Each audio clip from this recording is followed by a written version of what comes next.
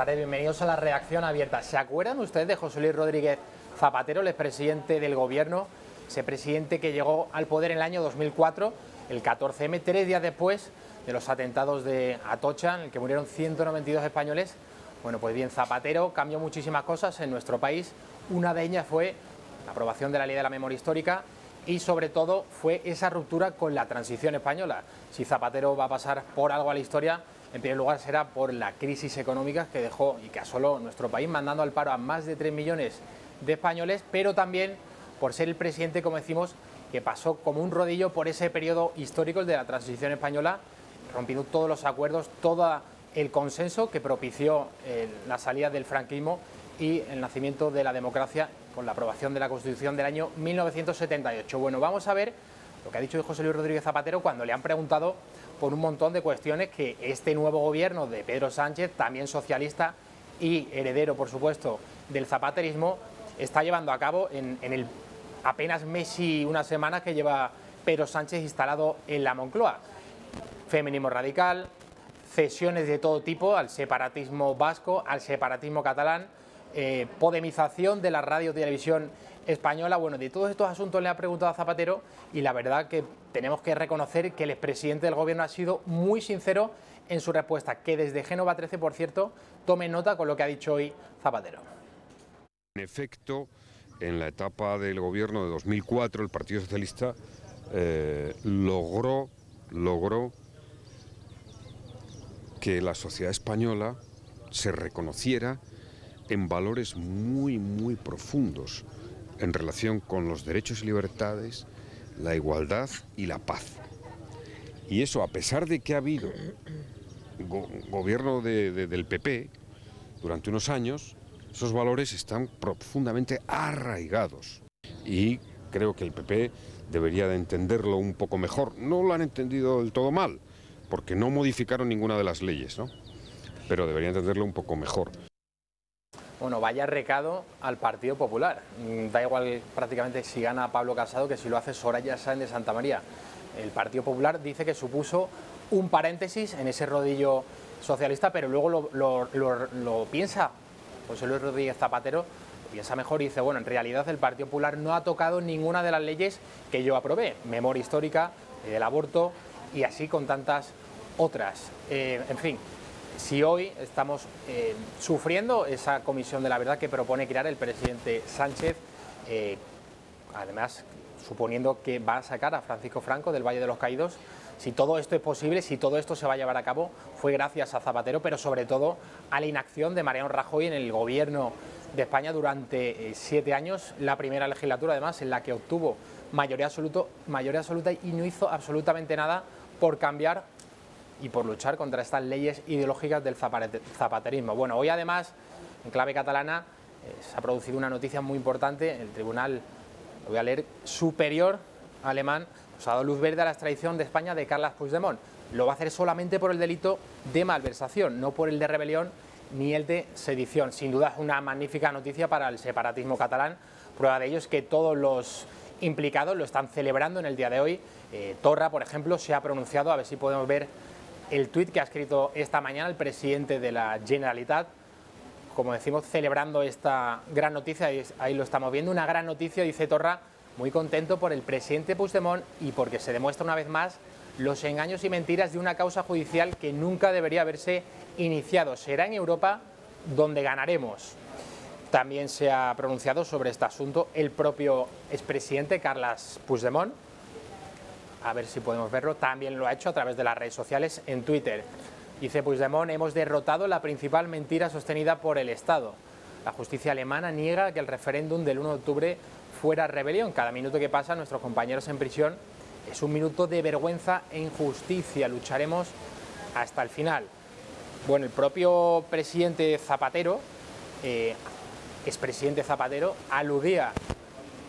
Bueno, ahora estamos viendo realmente lo que decía José Luis Rodríguez Zapatero cuando era entrevistado por Pedro J. Ramírez en el diario El Mundo hace 12 años, el 17 de abril del año 2006. Le preguntaba a Pedro J. ¿se sentirá usted responsable si dentro de 10 años Cataluña inicia un proceso de ruptura con el Estado? Respondía muy seguro y muy firme Zapatero, asegurando que dentro de 10 años España será más fuerte Cataluña estará más integrada y usted y yo lo viviremos. Bueno, no se puede decir sin ninguna duda que Zapatero haya sido un visionario, sino todo lo contrario. De aquellos barros, estos lodos, de aquellas cesiones ante el separatismo catalán, por esa formación del tripartito, con esa promesa que hizo Zapatero antes de convertirse en presidente del gobierno, de que aprobaría el estatuto que saliera, recuerden, del Parlamento Autonómico catalán. Luego es verdad que no lo llevó a cabo, con alguna matización, con algún cambio en ese estatuto, pero que finalmente salió adelante. Bueno, obviamente Zapatero no acertó, es verdad que no tuvo ningún tipo de acierto en ese tipo de cuestiones, y hoy día, 12 años después de aquello, hemos visto cómo Cataluña está mucho más lejos de estar en España. Bueno, nos vamos a publicidad y volvemos enseguida.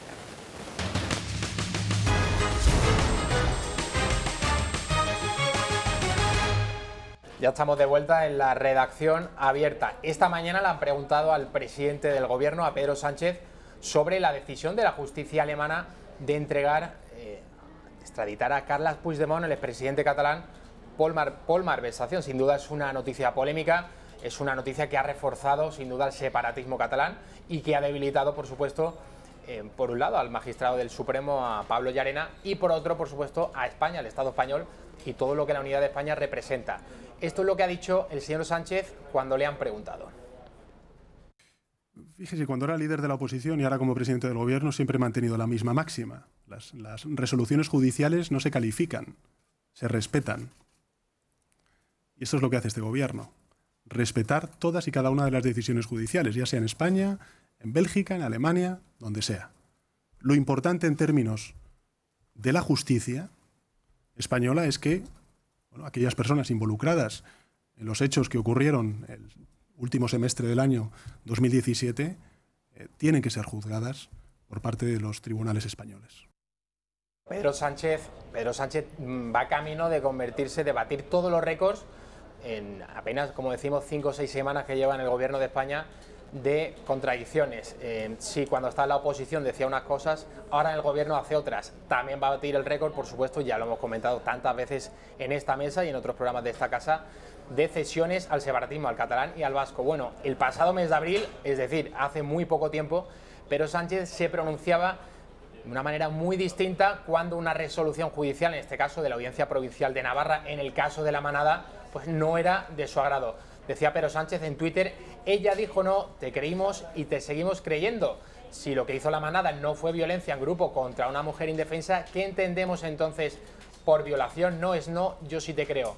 Lo acaban ustedes de ver hace unos instantes. Pedro Sánchez, hoy presidente del Gobierno de España, asegura que él no comenta las resoluciones judiciales, que él no las critica, tan solo las asume. En este caso, por, como decimos, esa extradición de Carles Puigdemont solo por malversación. Hace unos días, este lunes, se reunía con Quim Torra para seguir esa agenda, esa hoja de ruta muy trazada desde Moncloa para seguir cediendo al separatismo catalán, que no lo olvidemos, ha sido el que le ha aupado, el que le ha llevado hasta la Moncloa, de la mano de Podemos y de la mano también del separatismo vasco. Bueno, cambiamos de asunto porque, además de todo esto, el Partido Popular aún está por ver quién va a ser el presidente de la formación.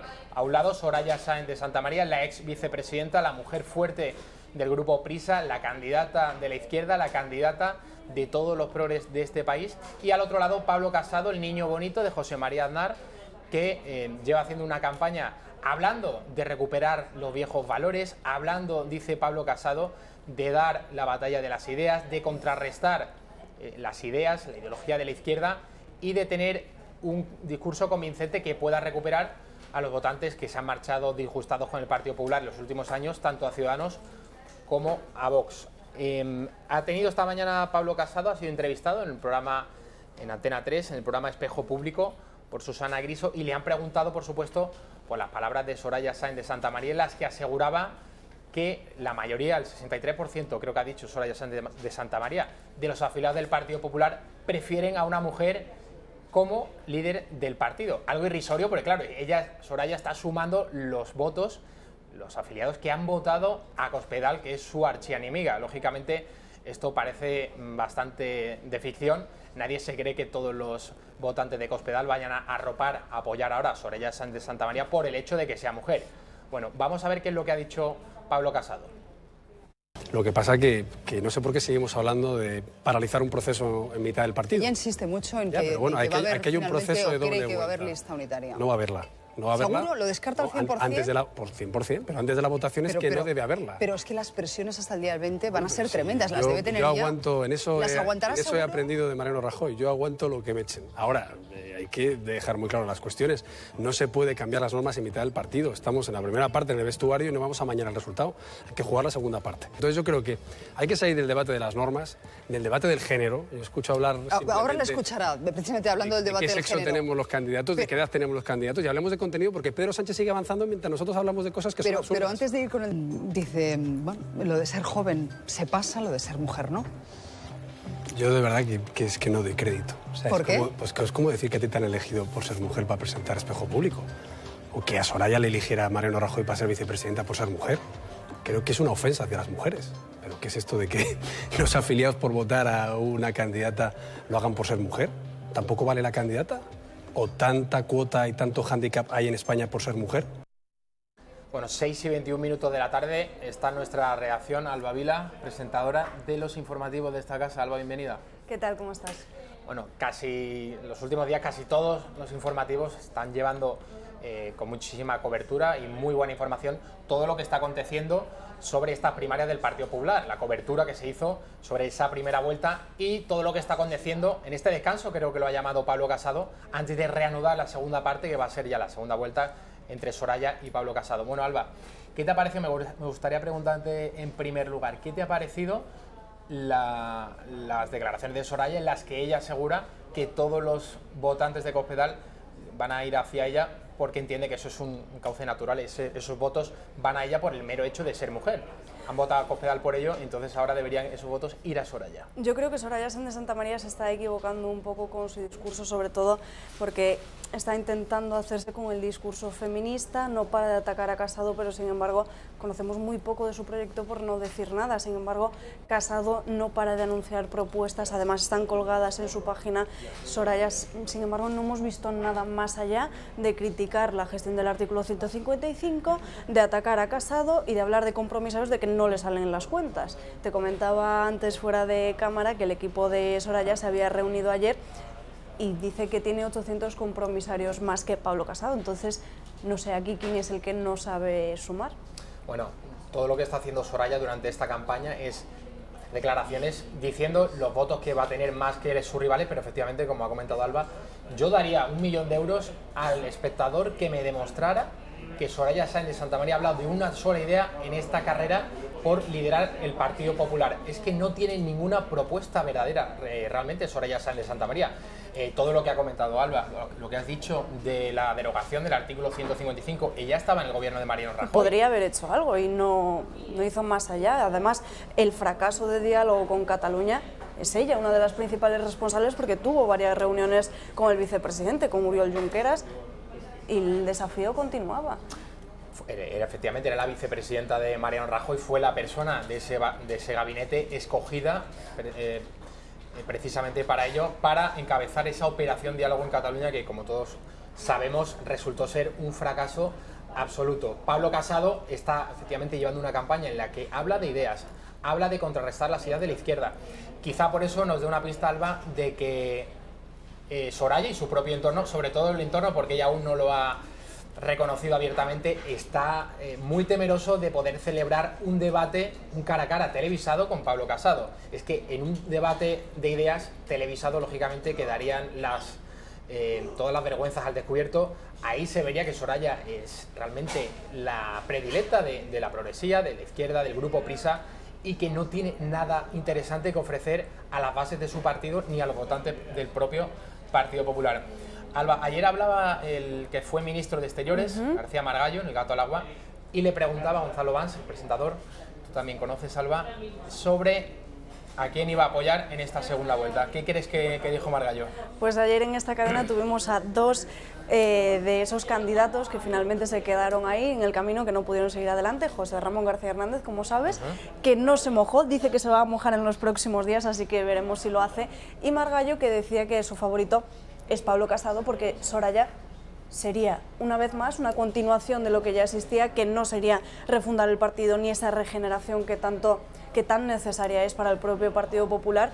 Y también Casado ayer asistía a un acto con Feijóo en Galicia y intentaba quitar esa neutralidad que hasta el momento ha mostrado Feijóo. Incluso le decía, gustaríame falar en galego, pero lo hago en la intimidad. Pero al final Feijóo todavía no ha mostrado por qué camino opta. Yo creo que sinceramente Feijóo prefiere a Casado, pero tampoco quiere romper ni mostrar división, que el miedo que tiene el Partido Popular a mostrar esa fractura interna. Bueno, Alba, no te ofendas. Yo creo que Feijóo ha hecho el gallego, es decir, lo que hacía tantas veces Mariano Rajoy y muchísimos años atrás Francisco Franco. Es decir, no dar una respuesta clara, pero está claro que el hecho de haber recibido a Casado nos puede dar una idea de que preferiría que ganase Pablo Casado, de que se hiciese con ese liderazgo del Partido Popular. No sé si con la idea dentro de 2 años, cuando ya termine el mandato de Feijóo en Galicia, poder dar el salto o al menos ofrecerse al líder del Partido Popular como candidato a la presidencia del gobierno, como candidato a llegar a la Moncloa. Si te parece, Alba, vamos a ver lo que decía García Margallo anoche en El Gato al Agua. Sin la menor duda, Pablo Casado. Es decir, creo que la candidatura de Soraya Sáenz de Santamaría nos ofrece más de lo mismo, un continuismo absoluto de unas políticas que nos han llevado a una moción de censura que estaba previsto que no pudiese triunfar y ha triunfado, y a un desencanto y a una desafección de los militantes. Y creo que seguir por ese camino esperando que las mismas fórmulas que nos han llevado aquí den distintos resultados es algo que contradice hasta las ciencias físicas, ¿no? Bueno, Margallo ya a estas alturas del partido no va a hacer el gallego, Alba. La verdad que respondió con absoluta sinceridad. Era esperado, por otra parte, que Margallo mostrase su apoyo a Pablo Casado. Margallo ha sido muy crítico, siempre lo ha sido con la ex vicepresidenta del gobierno, con Soraya Sáenz de Santamaría, que encarna ese Partido Popular sin ninguna idea, ese Partido Popular de los tecnócratas, ese Partido Popular tan alabado en el diario El País. Durante todos los años de gobierno de Mariano Rajoy, el diario El País, que yo sepa, no escribió una sola línea criticando a Soraya Sáenz de Santamaría, ni un solo editorial atizando o criticando a la que fue vicepresidenta, mujer fuerte, número 2 de Mariano Rajoy. Me pregunto yo, Alba, si tiene algo que ver en esto, que Soraya Sáenz de Santamaría fuese la que descolgó el teléfono para llamar a 2 bancos muy poderosos de este país para que refinanciaran la deuda del grupo Prisa. No sé si esto da alguna pista. Resulta muy llamativo porque de las pocas entrevistas que ha concedido Soraya Sáenz de Santamaría para televisiones en esta campaña, creo que han sido 3 o 4 contadas, y todas ellas han sido en Antena 3, con Susana Griso y con Ferreras. No hemos visto otra entrevista de Soraya, aparte de radio, pero todas ellas del grupo Prisa. Bueno, la sexta realmente es del grupo A3 Media, pero es verdad que también le deben muchos favores al gobierno. A3 Media, La Sexta y Antena 3, y por otro lado Mediaset, 4 y Telecinco, también formaron esas fusiones gracias al favor que en su día hizo el gobierno de Mariano Rajoy y de doña Soraya Sáenz de Santamaría. Bueno, Alba, antes de despedir esta sección contigo, ¿querías añadir algo más a esta carrera por liderar el Partido Popular? ¿Querías hacer algún pronóstico? ¿Qué crees que es lo que va a suceder dentro de la semana que viene? Pues fíjate que yo esperaba que esta semana nos iba a dar un poco más de cancha. Hemos visto por fin, lo comentábamos también estos días en la redacción, hemos visto por fin la tensión en la campaña, esos roces ya públicos, pero sin embargo pensaba que iba a salir muchas polémicas y muchísimas más presiones a Pablo Casado de lo que hemos visto. Parece que Soraya Sáenz de Santamaría igual se ha quedado sin bazas.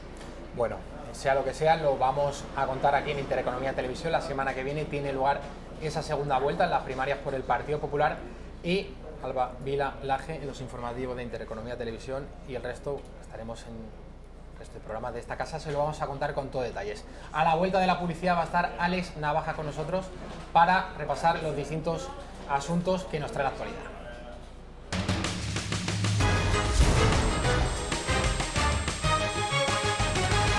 Bueno, pues al fin alguien lo ha dicho, el rey está desnudo, y no nos referimos a Felipe VI ni tampoco al rey emérito Juan Carlos I, nos estamos refiriendo al rodillo ideológico progresista que desde hace tantos años se ha impuesto y con mucho éxito, hay que reconocerlo, en España. Quien lo ha reconocido no ha sido precisamente un político del Partido Popular, no ha sido un político conservador o de la derecha, pongan ustedes el adjetivo que quieran. Quien lo ha reconocido ha sido el propio expresidente socialista José Luis Rodríguez Zapatero. Hoy le han preguntado sobre todas estas leyes que en el poquito tiempo que lleva en la Moncloa Pedro Sánchez pues está llevando a cabo, al menos está haciendo propuestas, cosa que no hace el Partido Popular cuando gana incluso por mayoría absoluta y no con 84 escaños. Feminismo radical, cesiones al separatismo catalán, cesiones al separatismo vasco. Bueno, pues Zapatero ha reconocido que todo esto en realidad comienza cuando él se convierte en presidente del gobierno y que es verdad que el Partido Popular gana unas elecciones, que se produce un paréntesis, pero vean la respuesta porque rápidamente rectifica para decir la verdad. En efecto, en la etapa del gobierno de 2004, el Partido Socialista logró que la sociedad española se reconociera en valores muy, muy profundos en relación con los derechos y libertades, la igualdad y la paz. Y eso, a pesar de que ha habido gobierno del PP durante unos años, esos valores están profundamente arraigados. Y creo que el PP debería de entenderlo un poco mejor. No lo han entendido del todo mal, porque no modificaron ninguna de las leyes, ¿no? Pero debería entenderlo un poco mejor. Ahí está, no modificaron ninguna de las leyes. Bueno, lo prometido es deuda. Después de la publicidad dije que iba a estar con nosotros Alex Navajas y ya está con nosotros Alex Navajas, periodista. ¿Qué tal? Bienvenido. Javier, gracias. ¿Qué te ha parecido este arrebato de sinceridad por parte del expresidente Zapatero? No ha dicho ninguna mentira. No, al contrario, ¿no? Dicen que de la boca de los niños y los borrachos sale la verdad. En este caso no es niño ni es borracho, pero ha tenido un arranque de sinceridad. Zapatero, sin quererlo seguramente, ha puesto en absoluta evidencia a lo que ha sido el gobierno de Mariano Rajoy durante 6 años, un continuismo. Vamos a ver, aquí es que hay una cosa que es muy clara. Hay una cosmovisión de izquierdas, que son los derechos y libertades de los que ha hablado Zapatero, diciendo, bueno, pues eso, pues todo el tema del aborto, del matrimonio homosexual, de eutanasia, todo este tipo de leyes, que es la cosmovisión materialista / marxista de la realidad, y luego que se contrapone a lo que ha sido habitualmente, digamos, pues una concepción humanista, de humanismo cristiano, que se supone que es la que defiende la derecha. ¿Qué ocurre? Que el Partido Popular durante 6 años ha hecho el más absoluto de los ridículos. Ha vivido con unos complejos que ya se avistaban en la época de Aznar, pero que con el caso de Rajoy ha sido de vergüenza. Es decir, que una persona como Mariano Rajoy, que es desde la época de Franco el que más poder ha acumulado en sus manos, con 202, si no me equivoco, diputados en el Congreso, con casi todas las comunidades autónomas, con casi todos los ayuntamientos, los grandes ayuntamientos, medianos y pequeños, es decir, con un poder local, municipal, autonómico, nacional, apabullante, y no se ha atrevido a hacer absolutamente nada, sobre todo después de decir que iba a derogar la ley de memoria histórica, que iba a derogar la ley del aborto. Entonces, recurso de Constitución, exacto, por cierto, que por supuesto cuando lleguemos al poder derogaremos la ley. No hicieron absolutamente nada. Estamos viendo, Zapatero creo que lleva 41 o 42 días en el gobierno, Pedro Sánchez ha hecho ya muchas cosas. Ha empezado a malmeter con el tema del Valle de los Caídos y de Franco. Ha empezado con el tema de la asignatura de religión, ha empezado también con el tema de la eutanasia, o sea, con el tema del cambio de sexo gratuito y todo el tema de fecundación para lesbianas gratuito. Es decir, tú puedes ir a la seguridad social y un elemento indispensable como son las gafas, te lo tienes que pagar de tu bolsillo, pero si te quieres cambiar de sexo es gratis. Cuando evidentemente creo que hay mucha más demanda social de tener una buena visión y poder ver con unas gafas que no con un tema de cambio de sexo, ¿no? Es decir, el Partido Socialista no tiene absolutamente ningún complejo. No tiene ningún complejo. No seremos, Ale, nosotros quienes aplaudamos la agenda ideológica de la izquierda ni del Partido Socialista, tanto en la época de Zapatero como en la de Sánchez, que es la misma, aunque ya con todos los aditivos que le queramos incluir, pero hay que reconocer que efectivamente cuando la izquierda llega al poder cumple su hoja de ruta, cumple su programa, aunque lo haga con 84 diputados. Sí, totalmente. La Unidad de España en este caso le da igual la supedita a su agenda ideológica, si tiene que acceder a algo más de soberanía o algo más al nacionalismo catalán o al nacionalismo vasco, se hace sin la mayor de las contradicciones, sin la mayor de los problemas, porque entienden que esa agenda de la eutanasia, de arrinconar la religión, por ejemplo, ahora con la nueva asignatura de educación para la ciudadanía que se llama valores cívicos, si no me equivoco, todo este tipo de cuestiones, la derecha, como el Partido Popular, cuando llega al poder, es que ni por asomo se plantea. Recordaremos todo cuando Rajoy llega a la Moncloa en noviembre del año 2011, cuando nombra ministro de Educación a José Ignacio Wert.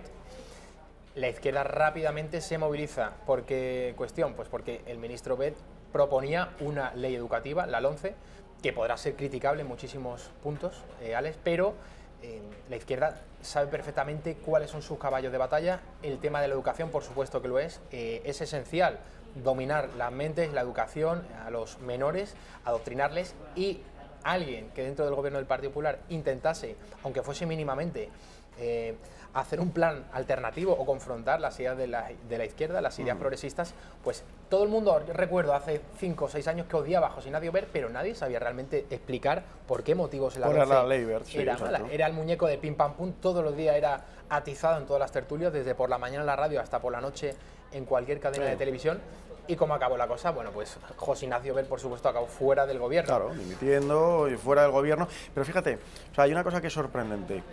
Mariano Rajoy, con 202 diputados, no hace absolutamente nada, y Pedro Sánchez con 84 hace lo que no se atreve a hacer Mariano Rajoy, con casi 3 veces o 2 veces y medio más de diputados. O sea, es tal el grado de complejos que tiene el Partido Popular. Me gustaría decir que tenía. Vamos a ver a la espera, porque si gana Soraya es más de lo mismo. Es más rajoyismo, más progresía a nivel social, a nivel moral, etcétera. Es básicamente seguir lo que es la agenda. Está pues marcada, bueno, pues por el mundialismo, por los grandes think tanks y los grandes lobbies de este planeta, que van marcando la agenda del homosexualismo, la agenda de la eutanasia, la agenda del aborto, la agenda de tal. Ilegal y de tantos temas. Soraya en ese sentido es absolutamente de izquierdas. O sea, Soraya es absolutamente de izquierdas. Es que no tiene una idea, Alex. Es que durante esta campaña hemos visto, es que no ha sido capaz de decir, tengo una idea que contraponer a Pedro Sánchez o a Pablo Iglesias. Es que no la tiene. Es más de lo mismo. Es que la coartada que puso Rajoy cuando llegó al gobierno era la emergencia económica, que sin duda la había, pero que no es incompatible con haber derogado la ley de la memoria histórica con esos 186 diputados que obtuvo en noviembre del año 2011. Lo llevó en su programa electoral, con haber derogado la ley del aborto, que también lo llevó en su programa electoral. Por cierto, la ley del matrimonio homosexual, si no recuerdo mal, cuando era Zapatero el presidente del gobierno y se aprobó, el Partido Popular, que hoy se sube a la carroza, si no recuerdo mal, Alex, presentó una ley, presentó un recurso, de inconstitucionalidad. Presentó un recurso, pero luego hemos visto, a la vez que presentan el recurso, vemos un par de años o 3 después a Mariano Rajoy en la boda de Maroto. Y luego hemos visto en los últimos días cómo a las manifestaciones del orgullo gay en Madrid han invitado a todos los partidos, salvo al Partido Popular, que cuidado, pues se lo tienen bien merecido, que era decirlo. Quien pagaba, es decir, ni poniéndose la careta se lo creen. Exactamente. Les creen. Entonces, no olvidemos que el orgullo gay lo ha pagado en gran medida la Comunidad de Madrid, que está en manos del Partido Popular.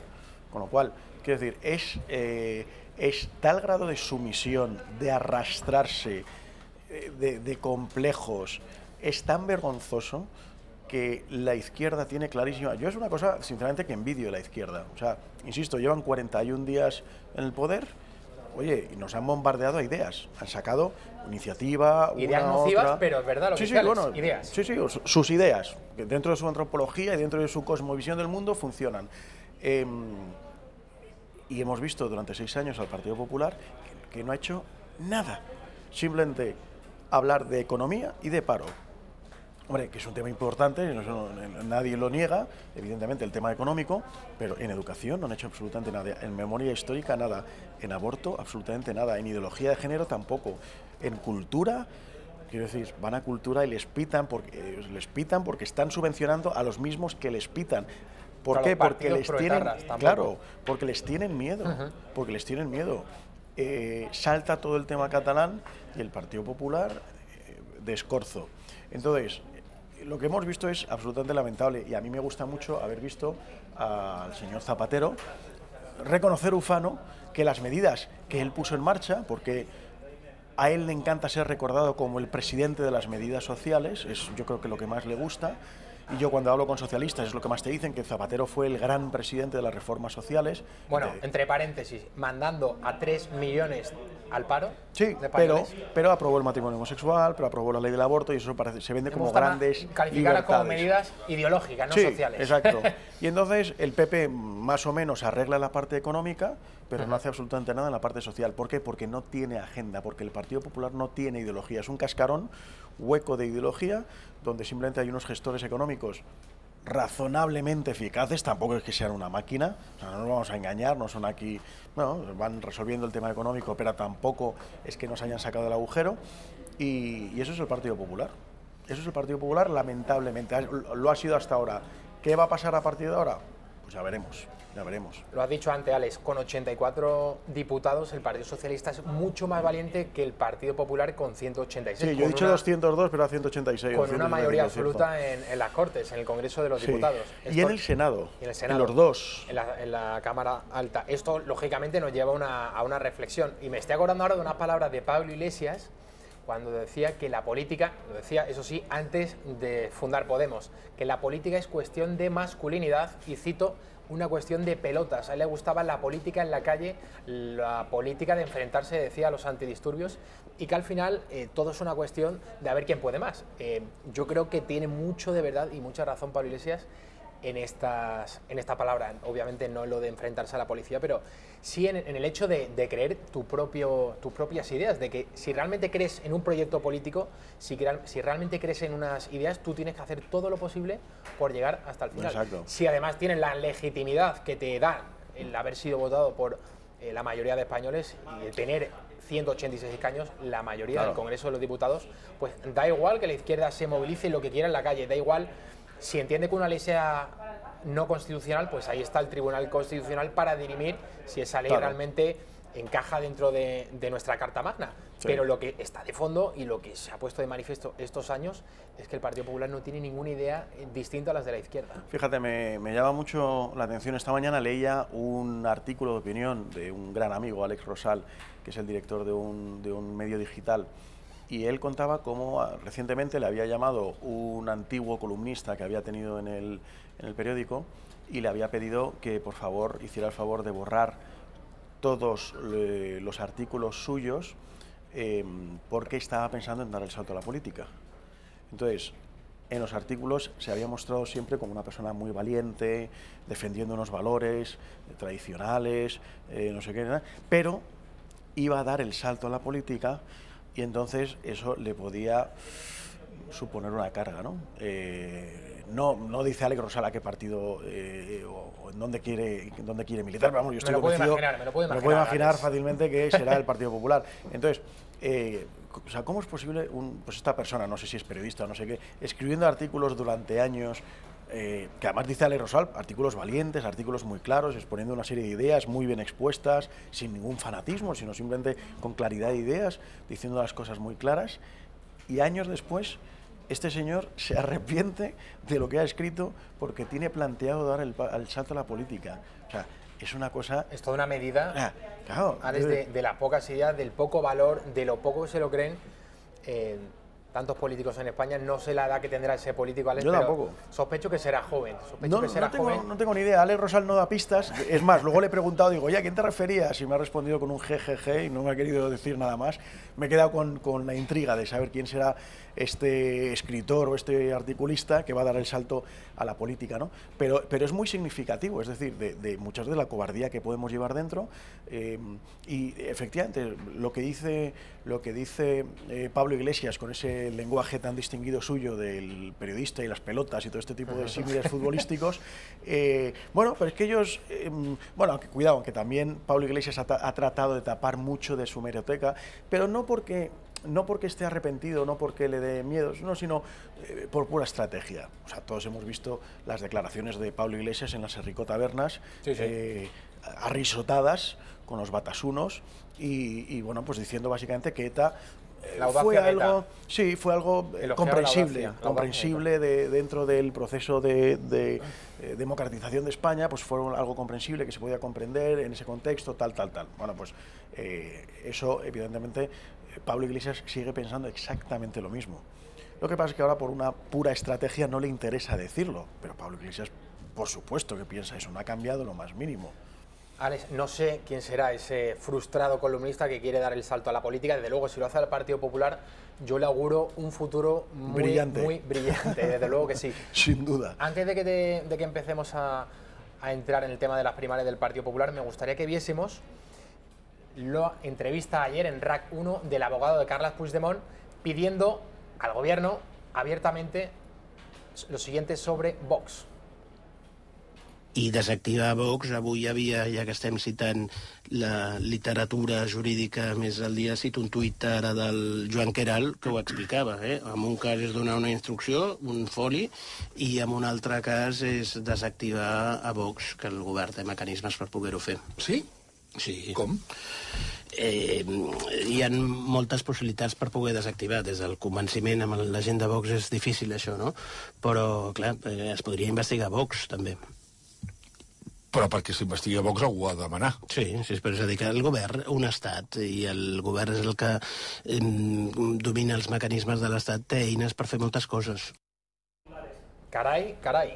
Alex, ¿se nota quién es quién, qué partido está haciendo realmente daño al proceso separatista, este golpe que fue paralizado momentáneamente pero que sigue su curso? Ya no está Puigdemont presidiendo Cataluña, está Quim Torra, pero ellos van a seguir adelante. Ayer, por cierto, nuevo jefe de los Mossos de Escuadra, y él no lo ocultaba lo más mínimo, van a seguir los mandatos del independentismo. Sí. Para ellos Puigdemont es el presidente en el exilio, Quim Torra es el presidente títere, la marioneta de Carles Puigdemont, mientras está en Alemania huido de la justicia española. Y desde luego que aquí está claro que el Partido Popular no va a plantear ningún tipo de batalla, y ahora el gobierno de Pedro Sánchez tampoco. Hombre, no creo yo que vayan a ilegalizar Vox. Pedro Sánchez está dispuesto a muchas cosas, a ceder en muchas cuestiones, pero ya esto da una medida, Alex, de saber cuáles son los partidos, las personas, las caras que están incomodando y mucho al separatismo catalán. Esas son las dos cosas que yo veo. Bueno, lo primero es, hemos visto un ejercicio de cobardía.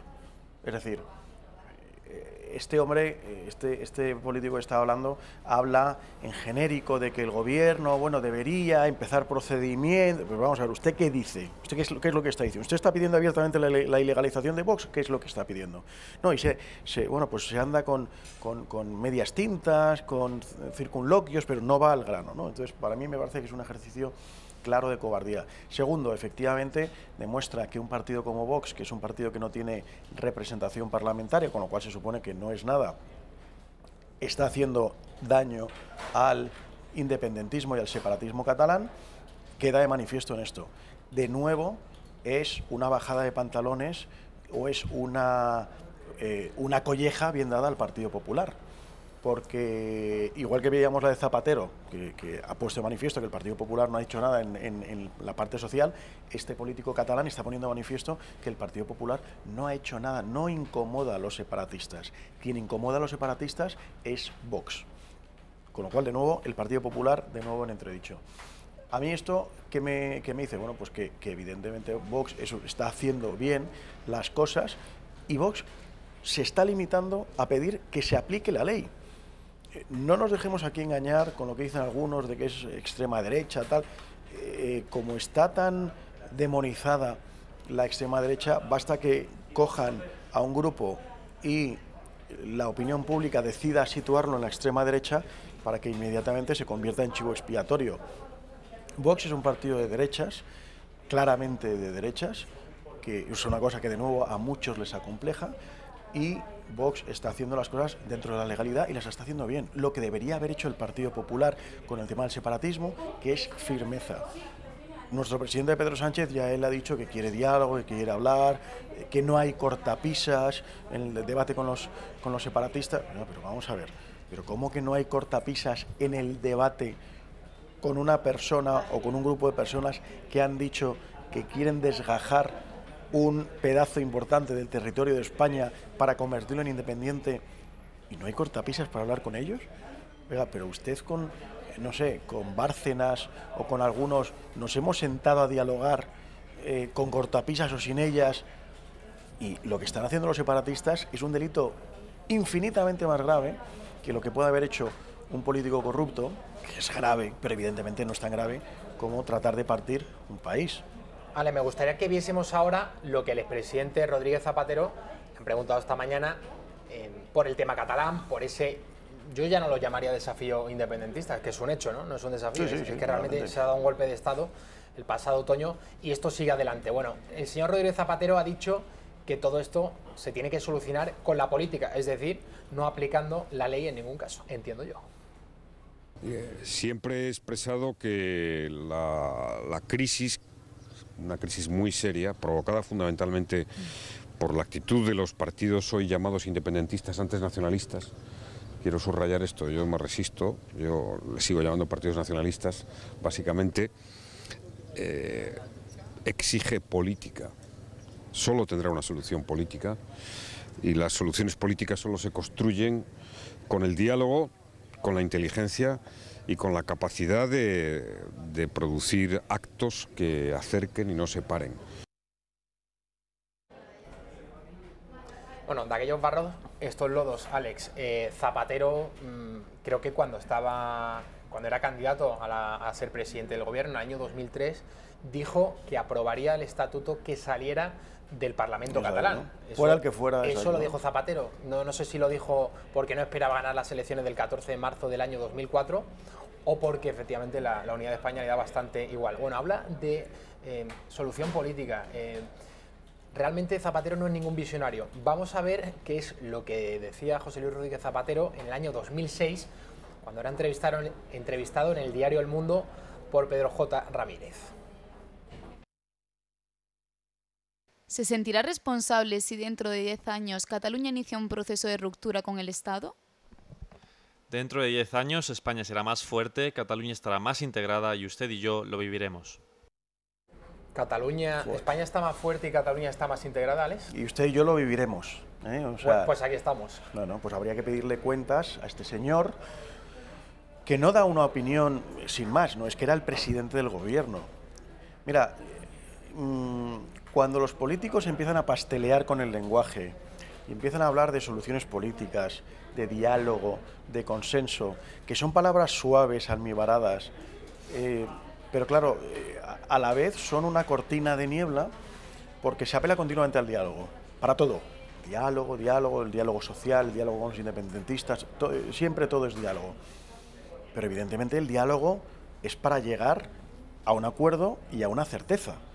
No es sentarnos a charlar tomándonos una cerveza, intercambiar una serie de ideas y luego cada uno se va por su lado. No, el diálogo es para llegar a unas ideas concretas.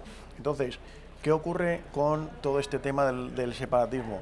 Que diálogo, pero vamos a ver, pero usted que tiene que dialogar con un señor, es que, claro... Yo creo que cuando se usa esa vía de esto tiene una solución política, lo que se está diciendo es que cualquier cosa menos cumplir la ley, es decir, claro, cualquier cosa menos cumplir la ley, la norma básica de convivencia es la Constitución española del 78. Zapatero lo que propone es, no sé si un referéndum pactado, algo de lo que yo no me cabe la menor duda de que Pedro Sánchez también sería capaz de ello, pero cualquier atajo a la ley y no la ley de verdad, y no que el separatismo asuma la unidad de España y el que no lo haga a la cárcel. Pero mira, Javier, en este caso el tamaño importa. ¿A qué me refiero? Hay independentistas en Galicia, hay separatistas en Galicia que abiertamente dicen que se sienten incómodos, que España les ha oprimido y tal. Hay separatistas en Asturias, hay separatistas, si apuras, hasta en Andalucía. Hay separatistas en Andalucía, hay un grupúsculo por ahí, que no deja de ser bastante pintoresco, de separatistas andaluces que hablan de la nación andaluza, cogiendo además el norte de África, en fin, se montan ahí, creo que cogían también Murcia, el sur de Portugal, quiero decir, ideas hay para todo. ¿Por qué sí dialogar con los separatistas catalanes y no hablar con los separatistas gallegos? Porque es una cuestión de tamaño, porque hay más separatistas catalanes que separatistas gallegos, pero el problema al final es el mismo, los sentimientos son los mismos. Entonces, como hay un porcentaje elevado de población en Cataluña que está secuestrado en esas ideas de odio al resto de España, hay que sentarse a hablar con ellos. Oiga, no, mire, vamos a ver, cuando se comete una ilegalidad, como es la convocatoria de un referéndum y la declaración unilateral de independencia de una región española, lo que hay que hacer es aplicar la ley, que se ha empezado a hacer con Puigdemont, con todos los políticos catalanes que están ahora en cárceles catalanas, que se los han llevado para allá, pero quiero decir, pero es que no basta con eso. El Estado tiene que ser mucho más determinante, porque el envite, el órdago que le han echado los separatistas catalanes al gobierno y al Estado es tremendo. O sea, no es una cosa baladí, no es una cosa tonta, no es una tontería. Es que están hablando de un tema muy serio. Es que además controlan los medios de comunicación, es que además controlan la educación, es que están intoxicando ya desde pequeñitos, por medio de los libros de texto, por medio de la educación, por medio de la televisión, están pintando a España o al resto de España como el enemigo, como la nación opresora, porque quieren crear esa mentalidad en niños de 2, 3 y 4 años. Un gobierno nacional no puede permitir eso. Alex, te voy a hacer una pregunta y quiero que te mojes. ¿Crees que una de las medidas efectivas que se pueden llevar a cabo, un gobierno lo puede hacer, sobre todo cuando se aplicó el artículo 155? Pongámonos en ese escenario de que de aquí a unas semanas, a unos meses, el gobierno de España, con Pedro Sánchez en la Moncloa, o me da igual quién esté, aplica el artículo 155, toma posesión de la autonomía catalana. Suspender o controlar la televisión pública catalana, TV3. ¿Tú eres partidario de ello? Totalmente. No pasa nada. No pasa nada. Recuperar las competencias de educación, sí, fundamental. Sí. No pasa absolutamente nada. Esto no es una medida de ultraderecha, no es una medida fascista, no. Es que en los años 70, cuando llega la democracia, se empiezan a conceder a las autonomías distintas competencias, entre ellas la de la educación, y si hay una comunidad autónoma, sea la que sea, en esto evidentemente todas son iguales, que está haciendo un mal uso de esa competencia, el Estado no solo es que pueda, es que debe recuperarla. Entonces, si en Cataluña se está adoctrinando desde la escuela, si en Cataluña los medios de comunicación están al servicio del separatismo, evidentemente ahí hay una situación anómala. Vuelvo a decir, no es una decisión de ultraderecha, no es una decisión fascista, no, es lo que se haría en Francia. Bueno, es que digo más, es que en Francia ni siquiera llegaría a ocurrir eso.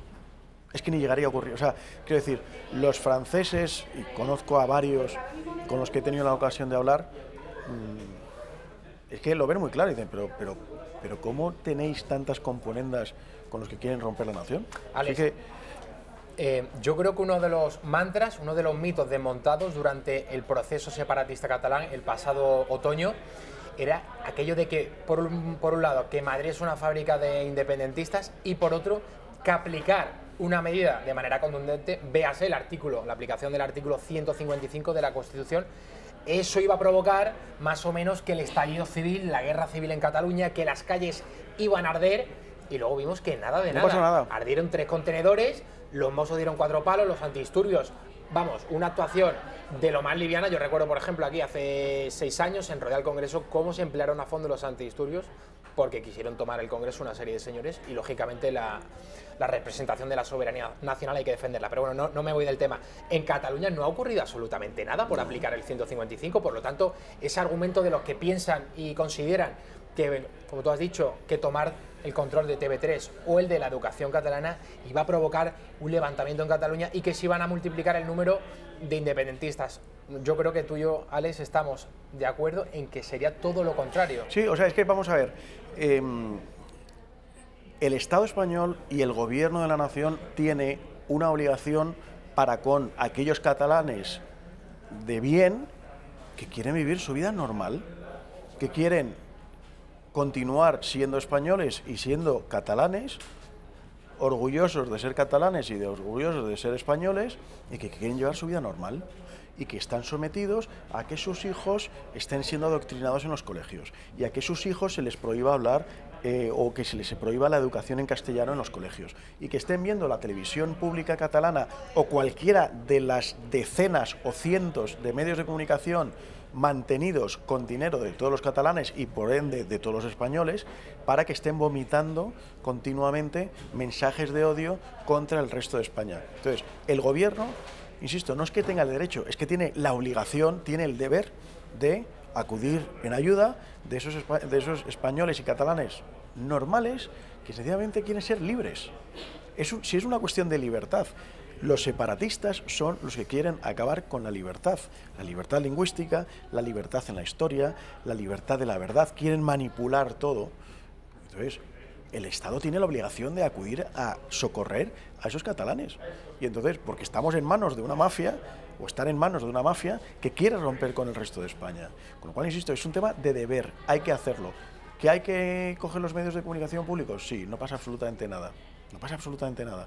Temporalmente, lo que haga falta, que luego podríamos hablar, por ejemplo, que TV3 es de las televisiones autonómicas la más cara con diferencia. Si no recuerdo mal, son en torno a 230 y pico millones de euros. De presupuesto anual. De presupuesto anual, 230 y pico millones de euros, casi como esta casa, más o menos. Lo que haríamos aquí con ese, con la mitad de la mitad de la mitad de ese presupuesto, lo que haríamos aquí. Lo que haríamos aquí.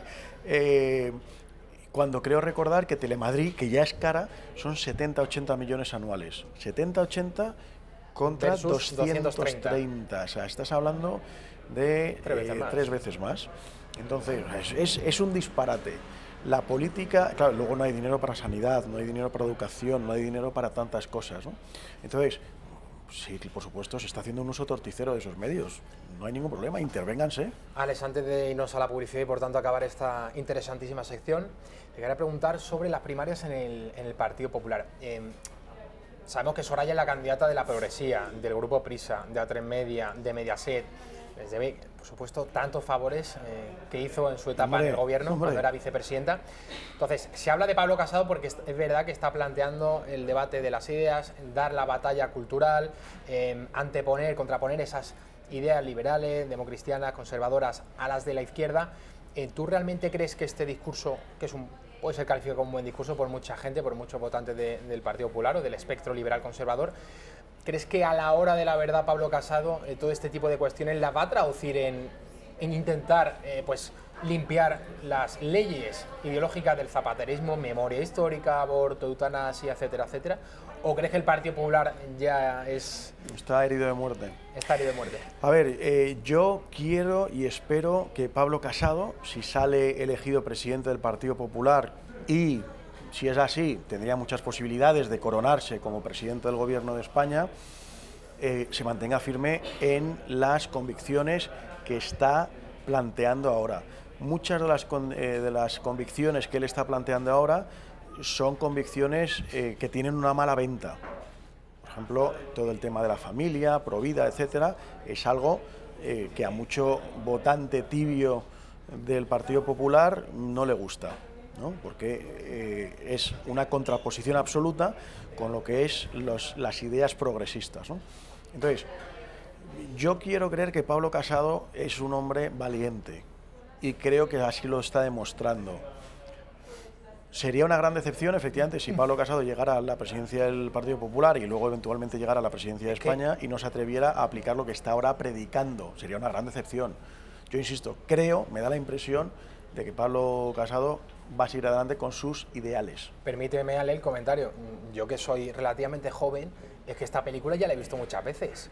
El Partido Popular movilizando y sacando a la calle a millones de españoles para protestar, por ejemplo, en 2005 contra esa ley del matrimonio homosexual, contra la ley del aborto, contra la ley de la memoria histórica, contra las concesiones a ETA, y todo esto vimos que cuando Rajoy llegó al gobierno, una tras otra se las fue comiendo todas. Es que no ha tocado absolutamente nada del magma cultural, de ese proyecto ideológico del zapaterismo. Entonces, Pablo Casado está usando un discurso que, ahí está la videoteca, podíamos recuperar declaraciones de Mariano Rajoy entre los años, sobre todo 2004 y 2008, hasta ese famoso Congreso de Valencia, y es que serían suscritas casi todas las declaraciones por hoy Pablo Casado, ese candidato a liderar el PP. Me puede fallar la memoria, no recuerdo a Mariano Rajoy hablar con tanta clarividencia de estos temas. Le recuerdo más ambiguo. O sea, creo que Mariano Rajoy nunca ha sido lo claro... Pero pesan más, perdóname Alex, pesan más los hechos que las palabras. Es que Rajoy, liderando el Partido Popular en la oposición, llevó al Tribunal Constitucional la ley del aborto, la del matrimonio homosexual, y prometió en su programa electoral que derogaría la ley de la memoria histórica. Y yo, hablando con gente, mira, el otro día hablando, por ejemplo, con Fernando Paz, que es de esta casa también, él desconfía absolutamente de Pablo Casado. Yo no sé si es porque soy más ingenuo o lo que sea, pero yo todavía sí le daría un voto de confianza. Que lo puede traicionar, porque efectivamente el Partido Popular ha sido el gran partido traidor desde que fue fundado por Fraga Iribarne, y en todos los años 80, 90, 2000, se ha ido desinflando, se ha ido aguando, ha ido perdiendo sabor y se ha ido convirtiendo en una cosa absolutamente insípida. Es el PSOE con 7 años de diferencia. Exacto, va 10 años detrás y va cumpliendo todo. Va asumiendo absolutamente todo. Tema educativo lo asume, tema provida lo asume, tema familia, todos los temas los va asumiendo, ¿no? O sea, yo estoy convencido de que si el PP siguiera por esta deriva, dentro de 4 o 5 años apoyará abiertamente la eutanasia, estoy absolutamente convencido, y apoyará el tema de los vientres de alquiler, porque es que es lo que hemos visto efectivamente en esta deriva de los últimos años o las últimas décadas. Lo que pasa, a ver, al menos ahora sobre la mesa tenemos 2 candidatos, Soraya y Pablo, que para mí son completamente distintos. Me parece que son 2 partidos populares que no tienen nada que ver, casi diría irreconciliables. Porque tú a un Pablo Casado nunca le podrías poner en un PSOE y a Soraya la pones en el PSOE y no pasa absolutamente nada, no desentona, no desentona. Pablo Casado ha dicho en campaña, y creo que es verdad, y creo que tiene razón, que él es el candidato más odiado por la izquierda, por los separatistas y por los populistas, cosa que ciertamente Soraya no puede decir. Soraya es una progresista más, con un barniz liberal en lo económico y poco más, pero quiero decir, es una progresista más. Entonces, yo quiero creer que si el Partido Popular finalmente se le confía a Pablo Casado, quiero creer que va a ser fiel a los principios. Si no, bueno, pues sería una gran decepción, evidentemente, sí. Sería un nuevo engaño al Partido Popular. Hay gente, insisto, que dice que ya no cree en el Partido Popular, ni en Pablo Casado ni nada, que ya lo han traicionado demasiadas veces. Yo estaría dispuesto a darle una oportunidad a Pablo Casado. Alex Navajas, muchísimas gracias por estar en la redacción abierta. Javier. Espero verte pronto. Mucho gusto. Gracias. Nos vamos a la publicidad y a la vuelta de la publicidad vamos a tener al autor de este interesantísimo libro, Batallas y campañas navales españolas, Agustín Ramón Rodríguez González. No se lo pierdan.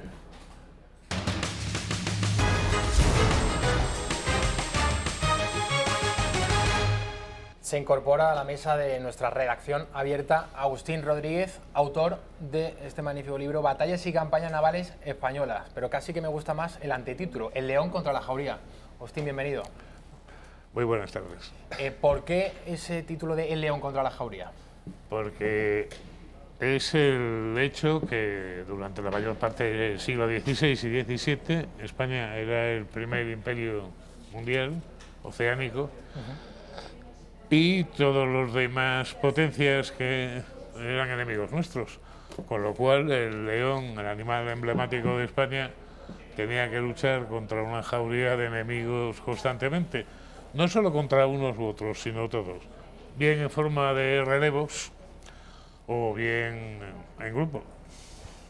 ¿Hay algún ejemplo en la historia como el de España que librase más de 38 años de batallas navales? ¿Han continuado? Que yo sepa, no. Al menos en tiempos modernos y recientes, la época de la pólvora. Y es sorprendente porque además es una guerra que es España sin aliados, al menos en el mar, y luchando desde el mar de la China contra los piratas chinos y japoneses hasta el mar Egeo luchando contra el Imperio Otomano. Señor Rodríguez, se habla de que Inglaterra había arrebatado el control de los mares a España a partir de 1588. Sin embargo, esto no es cierto, no es del todo cierto. ¿Quién y por qué difunde este mito? Bueno, el mito, como tantos otros, forma parte de un capítulo de la leyenda negra española que se refiere a que nuestros marinos no sabían ganar batallas, perdieron casi siempre, etcétera, etcétera, que se ha repetido insistentemente. Y este mito, que es un mito muy extendido en Gran Bretaña, donde siguen creyendo la mayor parte de la gente que la primera vuelta al mundo la dio Drake, que la dio solo que 60 años después que Elcano, solo 60 años después, pues quieren arrancar con esa victoria, que no fue para tanto una trayectoria imperial, lo que no es cierto. La paz se firma en 1604 y la paz es favorable a España. Esa paz, ese Tratado de Londres de 1604, ¿qué supuso? Pues supuso que Inglaterra dejó de apoyar a los rebeldes holandeses y se convirtió en un aliado de España. Es más, poco después, el príncipe de Gales, que luego sería Carlos I de Inglaterra, vino a España dispuesto a casarse con una infanta española, así que... Y tan contentos. Por cierto, la primera colonia inglesa en el Nuevo Mundo es de 3 años después del tratado con Inglaterra. Es Jamestown y se funda en 1607. Así que no fue una guerra que ganaron, precisamente. Bueno, ¿nos puede dar una pista que el Tratado de Londres del año 1604, si fue favorable a España, que lo fue, nos da una pista, digo, de que entonces los marinos españoles, la Armada Española no era tan mala como la pintaban, ¿no? No. Si Inglaterra se hubiese impuesto siempre a la Armada Española, ¿por qué demonios habría de firmar ese tratado de 1604? No, y efectivamente, y sobre todo, si ya habían conquistado el dominio de los mares en 1588, ¿qué demonios estaba haciendo Nelson 2 siglos después? No debían haber conquistado mucha cosa, la verdad, porque para entonces incluso habían perdido Estados Unidos, que fueran sus primeras colonias en tiempos de Nelson, justamente. Señor Rodríguez, los ingleses, no es ningún secreto que han sabido y muy bien vender su historia, vender todas las batallas, las que han ganado y sobre todo las que han perdido también las han sabido explotar con mucha agudeza.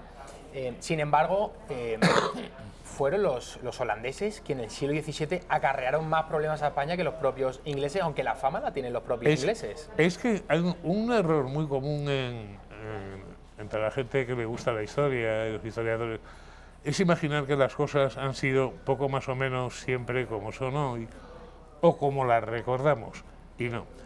En el siglo XVI y durante buena parte del siglo XVII, los que llevan la primacía en muchas innovaciones técnicas, económicas, en la introducción de la bolsa, montones de cuestiones, son los holandeses, no los ingleses, aunque luego los ingleses se las han atribuido. Curiosamente, una vez que hicieron retroceder un poco al Imperio Español, la Primera Guerra, que fueron varias seguidas, estallaron entre ellos por ver quién se quedaba con el papel principal. Bueno, me gustaría, señor Rodríguez, historiador, profesor de la Universidad CEU San Pablo, que nos detuviésemos en 2 batallas. La primera de ellas, la de Abrojos del año 1631.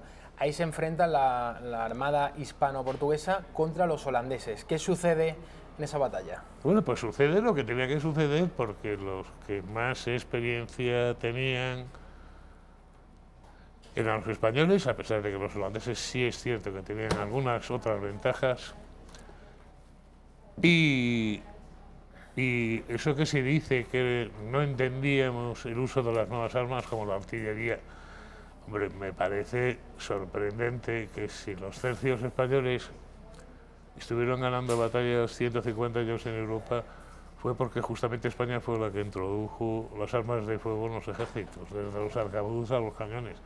Decir que justamente nosotros no sabemos utilizar por las tácticas y por una cosa que falsean directamente las películas de piratas. Normalmente los que buscábamos el abordaje éramos los españoles, justamente porque los galeones iban los soldados de los tercios, y eso era un enemigo terrible. La otra batalla en la que me gustaría que profundizásemos lo que podamos es el desastre anglo-holandés en Cádiz, en el año 1631, perdón, 1625, en las costas gaditanas. Es curioso porque, claro, la victoria de Trafalgar en 1804 sí que la conocemos todos los españoles. Nos han vendido esa derrota en infinidad de libros, en algunas películas. Digamos que el mundo anglosajón es bastante hábil para difundir sus victorias, para que en el rival pese esa imagen de derrotado, de perdedor. Y, por ejemplo, lo que sucede en la costa gaditana en el siglo XVII con esa derrota holandesa, eso pasa desapercibido. Y es curioso porque tenemos un magnífico cuadro de nada menos que Zurbarán en el Museo del Prado, donde se recoge esa victoria. El gobernador de Cádiz y todos sus mandos y las galeras españolas luchando con los barcos ingleses y tal. El problema es que nos hemos construido nuestra propia imagen, nuestra propia historia, no a partir de datos nuestros, sino de lo que nos han dicho los demás. Es una cosa curiosísima. ¿Y cómo es posible que nuestra historia no nos la hayan contado nuestros enemigos?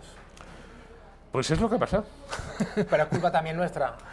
Por supuesto. Yo creo que ahí ha sido uno de los grandes fallos españoles, el no saber defender lo propio y perder un poco la autoestima como nación. Y de ahí vienen luego muchos problemas que seguimos padeciendo tanto tiempo después. La leyenda negra arranca con el descubrimiento, con la conquista española de América, de las Indias, y luego todo esto se extrapola también a nuestra armada, a nuestra historia naval. ¿También podemos hablar propiamente de una leyenda negra naval española? Sí, efectivamente. Y no solo por aspecto estrictamente militar, sino por algo muy sencillo. La famosa polémica que dura desde el siglo XIX, de que, claro, como los barcos de guerra, las armas que llevan, son instrumentos básicamente científicos y técnicos, los españoles para eso no valemos. Y entonces, y si resulta que hemos valido alguna vez, se oculta o se tergiversa. Es curioso que esté reconocido internacionalmente que el primer submarino eficaz fue Peral en el siglo XIX. Pero es que las primeras fragatas son del siglo XVI y son españolas. Montones de adelantos. El primer mapa con las desviaciones magnéticas del globo es español, porque se desviaba la aguja y todo el mundo sorprendidísimo. O sea, que España no ha significado nada en el terreno de la ciencia y de la técnica. Bueno, es que no nos acordamos, no se ha investigado y, claro, aparte de otras cosas, somos una empresa que nos creemos la propaganda de los competidores, lo cual es bastante estúpido ya de por sí. ¿Que van a hablar bien de nosotros? No, señor, cada empresa defiende lo suyo y hace su propia propaganda. Lógicamente. Hemos pasado por encima de la batalla de Trafalgar de 1805, esa derrota hispano-francesa ante Nelson. ¿Por qué en nuestra historia, los alumnos que estudian historia, los apasionados que somos de la historia, pero que no somos historiadores, lo hemos hablado antes, ¿no? Tenemos muy interiorizadas, por ejemplo, la derrota de Trafalgar, y no tenemos, por ejemplo, en España hecho películas o grandes series sobre Lepanto o, por ejemplo, la defensa de Cartagena de Indias, cómo se impone Blas de Lezo ante los ingleses en una inferioridad numérica brutal. Ya. No, aparte de que hay una cosa que resulta evidente. La batalla de Trafalgar en sí no fue tan decisiva, lo que realmente, porque ahí que estaba mandando en Francia era Napoleón. Y de haber sido una victoria, hubiera sido una victoria francesa, no española. Lo que verdaderamente nos hizo daño no fue perder una batalla, las batallas no deciden tanto. Lo que realmente nos hizo daño fue que casi inmediatamente después, 3 años después, las tropas napoleónicas habían invadido Francia, tuvimos una espantosa guerra de 6 años que destrozó España, causó la emancipación americana.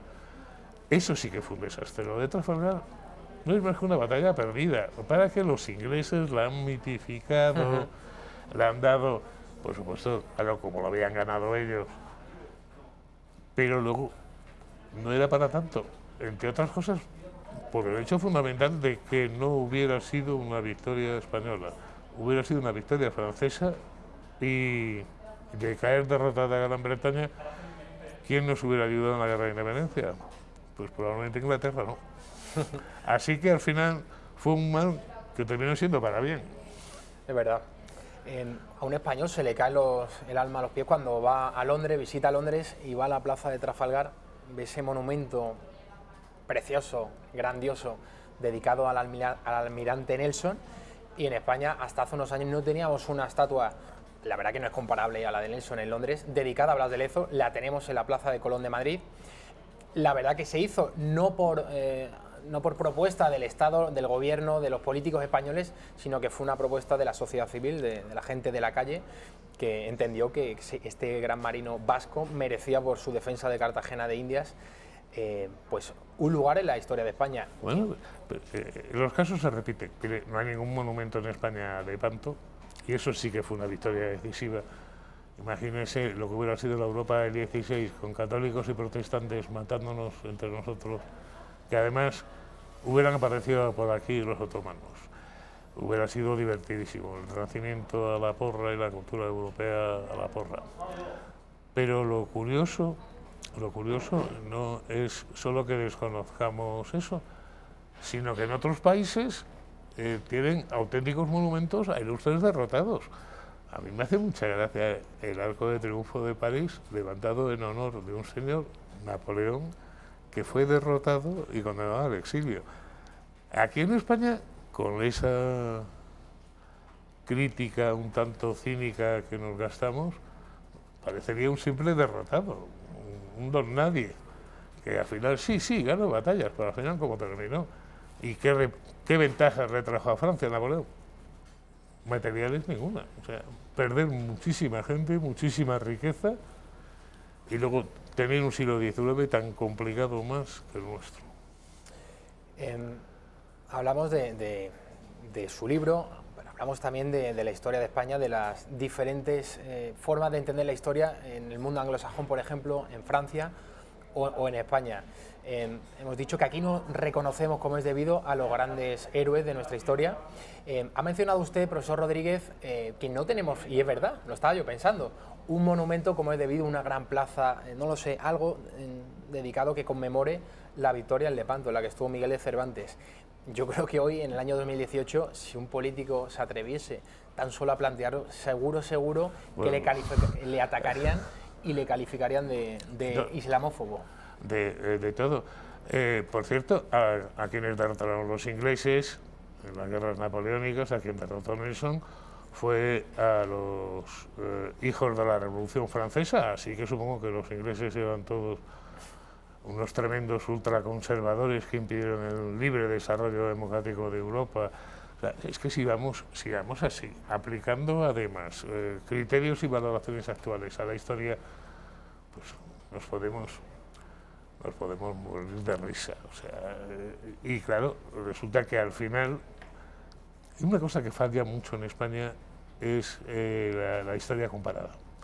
Nos miramos demasiado al ombligo y no nos damos cuenta de que todos los países europeos han pasado casi exactamente por los mismos problemas y las mismas crisis que nosotros, y además muchas veces con mucho menos brillo. O sea, nosotros nos podemos apuntar muchos, tantos que muchos países europeos no se pueden apuntar. Y en cuanto a problemas, ¿quién no los ha tenido?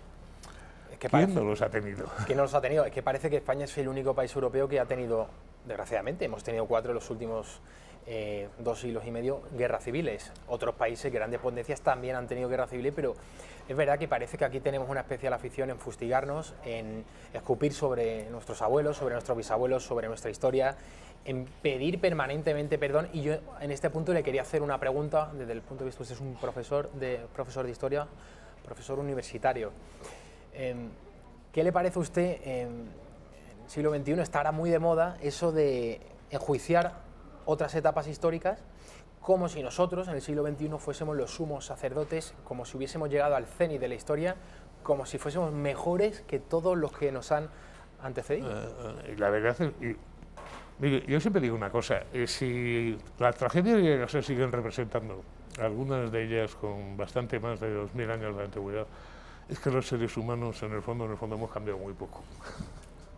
Si nos siguen interesando Antígona y Fedra y seguimos leyendo Ulises y tal, es que hemos cambiado muy poco.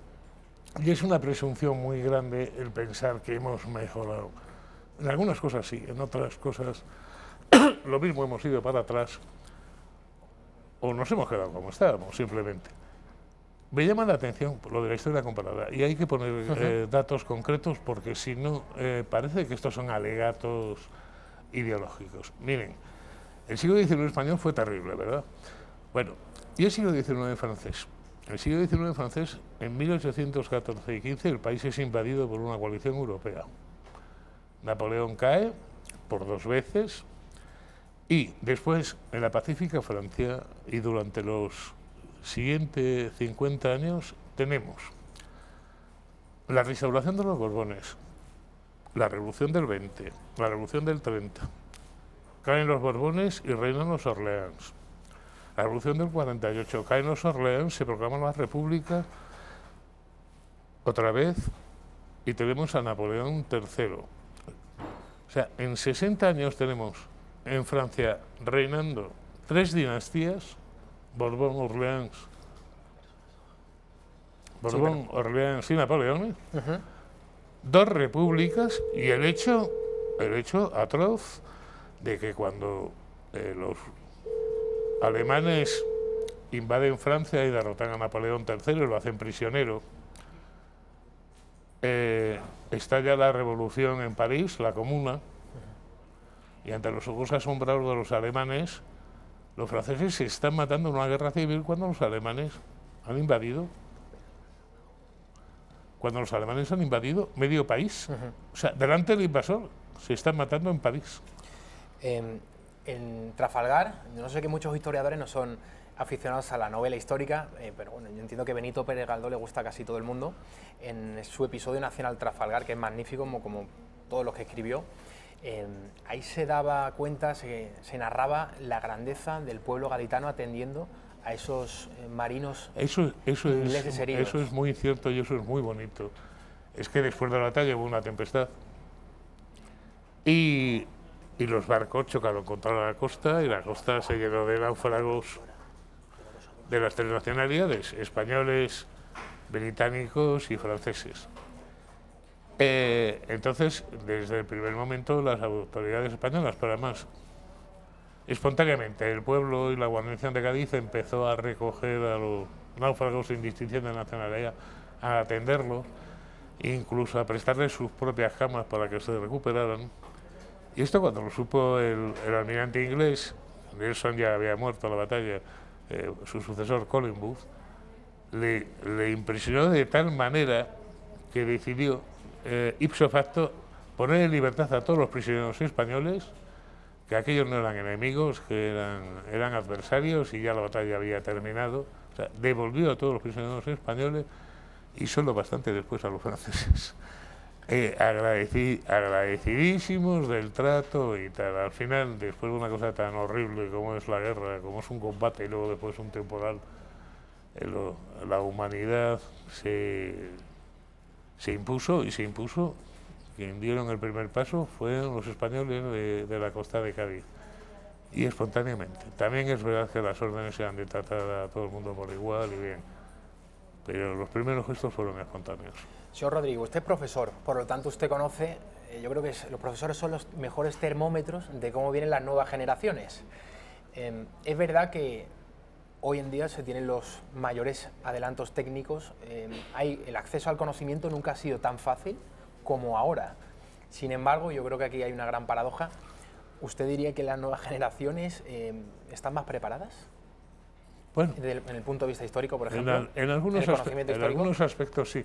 Mire, volviendo al pasado y volviendo al libro, en el mismo año 1625 de la defensa de Cádiz, el desastre anglo-holandés, los españoles y portugueses recuperan Bahía, que todo eso era la capital de Brasil. Y hay un San Salvador de Bahía. Y hay un hermosísimo cuadro, otro Museo del Prado, al lado de las Lanzas, que también es una victoria de ese año. Sí. En donde se conmemora la victoria sobre los holandeses al recuperar Salvador de Bahía y tal. Bueno, es una cosa preciosa a todos estos que se llenan la boca de tonterías, que el motivo central del cuadro, hecho para el Palacio Real, no es la victoria, los invencibles guerreros. El motivo central del cuadro es unas pobres mujeres con niños pequeños en los brazos curando a un soldado herido. Eso era la España de la Inquisición, la España genocida.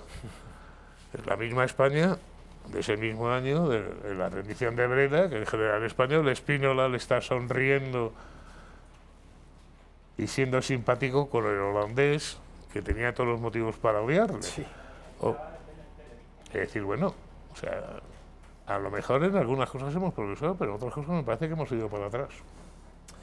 Agustín Rodríguez, historiador, muchísimas gracias por venir a la redacción abierta. Les recomiendo a todos ustedes ese libro que están viendo ahora mismo en pantalla, Batallas y campañas navales españolas, El León contra la Jauría.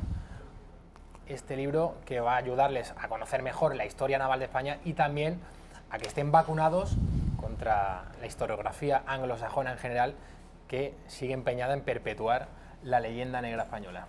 Señor Rodríguez, muchísimas gracias. A ustedes, muchas gracias. Nosotros vamos a publicidad y volvemos en un instante.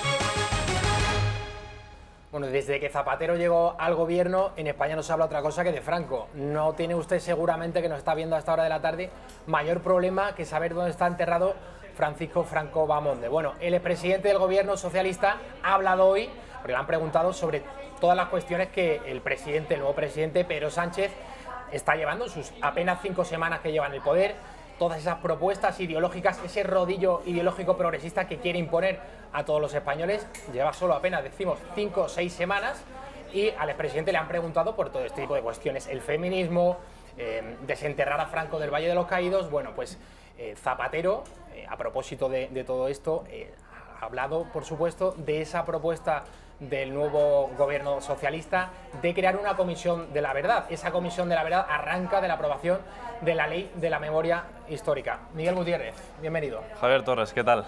¿Qué ha sucedido hoy en las filas socialistas? Bueno, como bien has dicho, en el día de ayer los socialistas hicieron público que quieren renovar de arriba abajo la ley de memoria histórica que hizo efectiva Zapatero en el año 2007. Pues bien, esta renovación tendría en cuenta una serie de cosas, pero primero vamos a hablar, si te parece, de el objeto de la ley de Zapatero. En primer lugar, lo que intentaba era reconocer y ampliar los derechos de quienes padecieron persecución, ya sea ideológica, ya sea política o incluso religiosa, según dice, en la guerra civil y en la dictadura. Y el segundo objetivo era adoptar medidas complementarias destinadas a suprimir los elementos de división entre los españoles, es decir, provocar una reconciliación.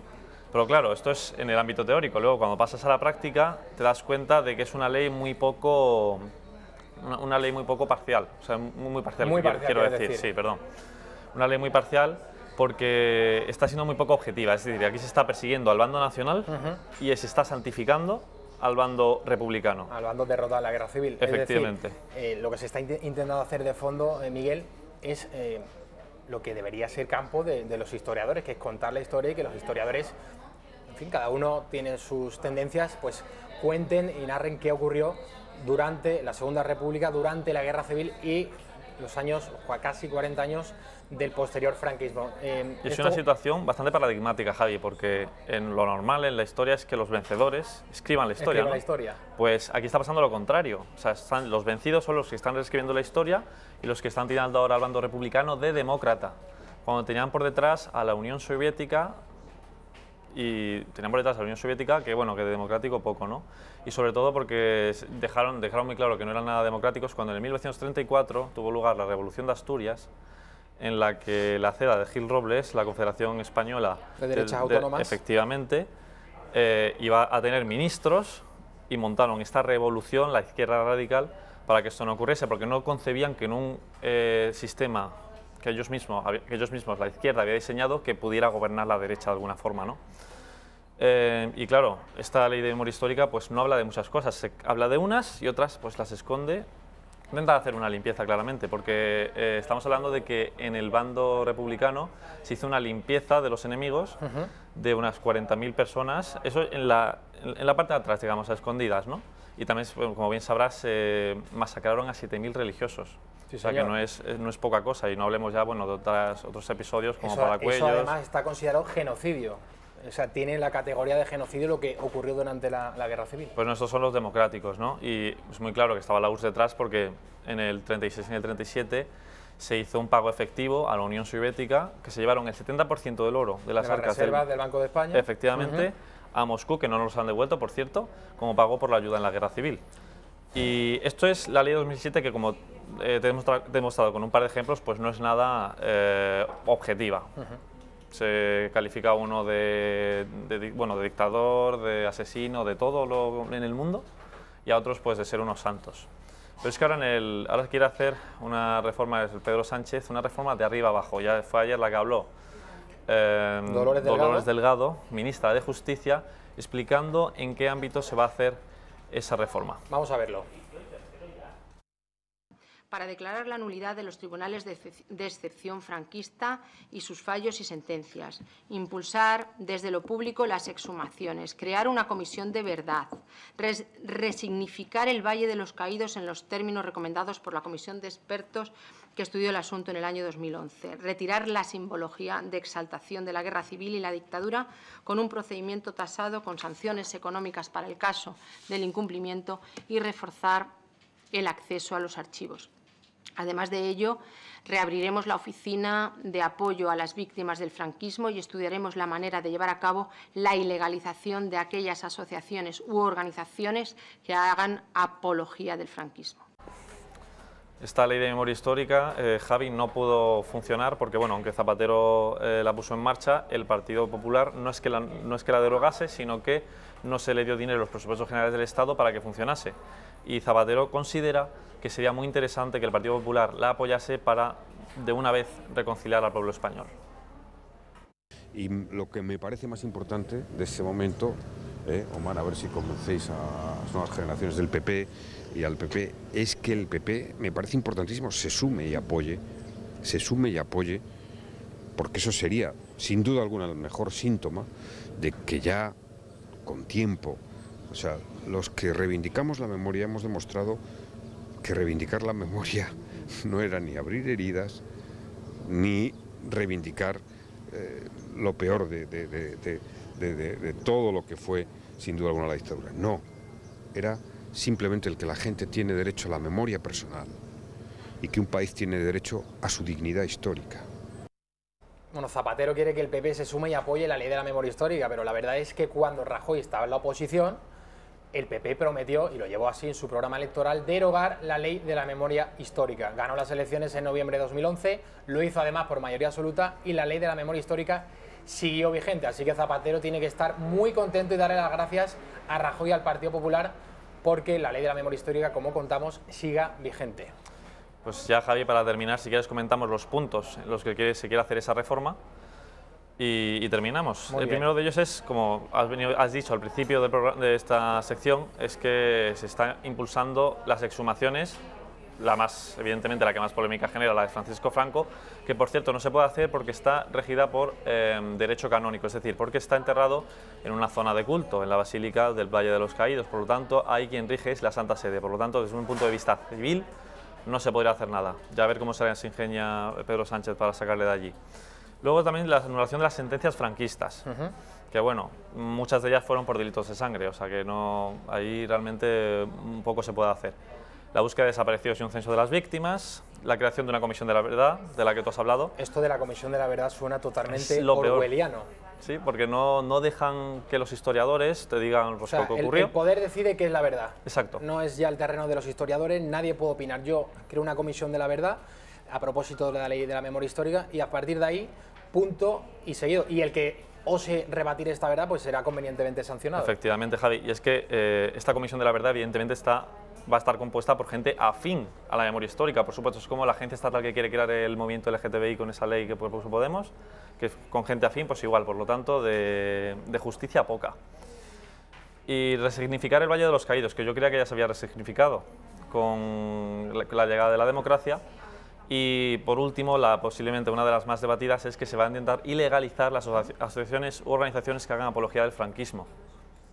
Por lo tanto, la Fundación Francisco Franco se la quiere encargar, y estuvo aquí ayer Juan Chicharro, que él decía, pues yo es que no estoy buscando con mi fundación que se vuelva al franquismo, ni mucho menos, pero yo creo que él decía, yo tengo derecho a tener unas ideas, a tener una libertad de pensamiento que solo lo garantiza la Constitución, y lo que esta gente está intentando hacer de alguna u otra forma es arrematarme esa libertad de pensamiento y esa libertad de expresarme como yo considere. Y él pone un ejemplo muy interesante, que es que hay asociaciones pues, de Lenin, de Stalin y de todo esto, y esas no se persiguen. En cambio, esta asociación, pues, Fundación Franquista, pues sí. Bueno, a lo largo y ancho de Europa hay asociaciones en memoria de Lenin, de Stalin, del Che Guevara. Hay asociaciones de todo tipo, siempre que sea para ensalzar a los criminales y dictadores de la izquierda, que tantos han sido, por cierto, pero que tan poca publicidad, que tantas pocas películas se les ha dedicado, por cierto. Yo sí que me gustaría destacar, por ejemplo, el papel de Rusia, un país que fue el que más sufrió durante la Segunda Guerra Mundial y que ha sido un país que sí ha sabido levantarse en muchas ocasiones, que ha sido muy generoso, y todo esto lo digo a propósito de la División Azul. La División Azul, como saben ustedes, pues esos 40 y pico mil soldados que fueron enviados por Franco, voluntarios, a combatir al marxismo, al comunismo durante la Segunda Guerra Mundial. A finales de los años 90, unos hermanos polonios, viajaron allí a recuperar, en fin, el cadáver de su abuelo, que estaba enterrado, estuvo luchando, creo que si no recuerdo mal, en el frente de Leningrado, en el cerco de Leningrado, y fueron a recuperarlo. Bueno, pues de parte de las autoridades rusas se encontraron la mayor de las predisposiciones, todas las ayudas que pudiesen hacer los rusos para que los restos de su abuelo fuesen repatriados a España, pues efectivamente lo lograron. Y estamos hablando de la Unión Soviética, que fue invadida durante la Segunda Guerra Mundial por Alemania, y que España envió a esos 40 y tantos mil divisionarios. Bueno, hay tanto que aprender de países como Rusia en este sentido, en la grandeza de entender la historia y de curar las heridas. Miguel Gutiérrez, muchísimas gracias por estar con nosotros. Te hago una pequeña conclusión corriendo. Claro que sí. Y es que si se hace realmente una ley de memoria histórica, que al menos sea objetiva, ¿no? Que se condenen tanto las atrocidades de un bando como las del otro, no solo las del uno, y a unos al republicano se les santifique, porque ni mucho menos. Bueno, a la vuelta de la publicidad vamos a hablar de un tema mucho más agradable, el fútbol, todo lo que nos ha dado de sí, lo que está dando de sí este Mundial de Fútbol, cuya final se celebra este domingo entre Francia y Croacia. Lo vamos a hacer con dos analistas deportivos de primera división, Marcos Caviró y Pablo Olmedo. No se lo pierdan.